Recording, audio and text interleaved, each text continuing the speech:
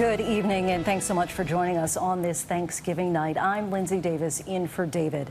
We begin tonight with President Trump spending his first and final Thanksgiving at the White House and taking questions from reporters for the first time since Election Day. The president erupting with more baseless claims about the results, President-elect Joe Biden and the Electoral College. The president also bristling over Biden already revealing his cabinet nominees. Reporters asking him about conceding. Will he leave the White House? And will he attend the inauguration? ABC White House correspondent Rachel Scott leads us off.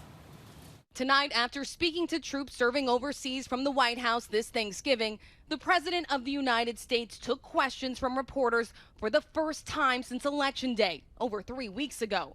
Asked point blank, will he concede after the Electoral College votes? It's going to be a very hard thing to concede because we know there was massive fraud.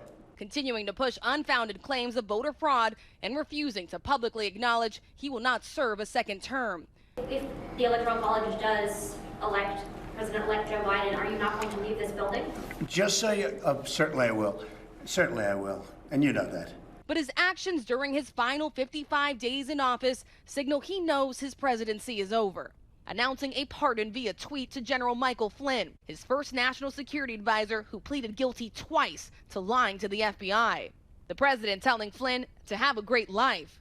But the backlash from Democrats was swift. House Judiciary Chairman Jerry Nadler calling the pardon undeserved, unprincipled, and one more stain on President Trump's rapidly diminishing legacy. Part of his legacy, cementing a conservative majority on the Supreme Court for generations to come. In a late-night order, the conservative majority of the Supreme Court blocking restrictions on religious services. 5-4, the justices ruling to bar New York from reimposing capacity limits on houses of worship due to the raging pandemic, insisting they violate First Amendment rights. Justice Amy Coney Barrett playing a crucial role, the court shifting to the right since her confirmation just weeks ago. In a dissenting opinion, Chief Justice John Roberts, who previously served as the tiebreaker in key cases, siding with the liberals, writing, "It is a significant matter to override determinations made by public health officials in the midst of a deadly pandemic." Earlier this year, with the late Ruth Bader Ginsburg on the bench, the justices ruled again, 5-4, to uphold capacity limits imposed on churches in California and Nevada.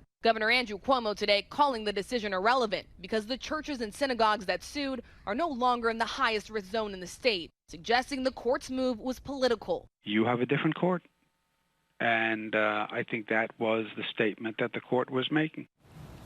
Rachel Scott joins us now live from Washington. Rachel, while the presidential election is over, we know the balance of the Senate still remains in limbo. And the president now says he plans to head to Georgia. Yeah, and Lindsay, which party keeps control of the Senate will hinge on those two runoffs for two Senate seats there in Georgia. The president saying tonight he does plan to campaign in the state the first weekend of December. And just to be clear here, Lindsay, there is no evidence to back up any of the president's claims of widespread voter fraud. Joe Biden has a decisive win in the Electoral College. President Trump lost this election by more than 6 million votes. And tonight he would not commit to attending the inauguration. Lindsay? Rachel Scott, thanks so much.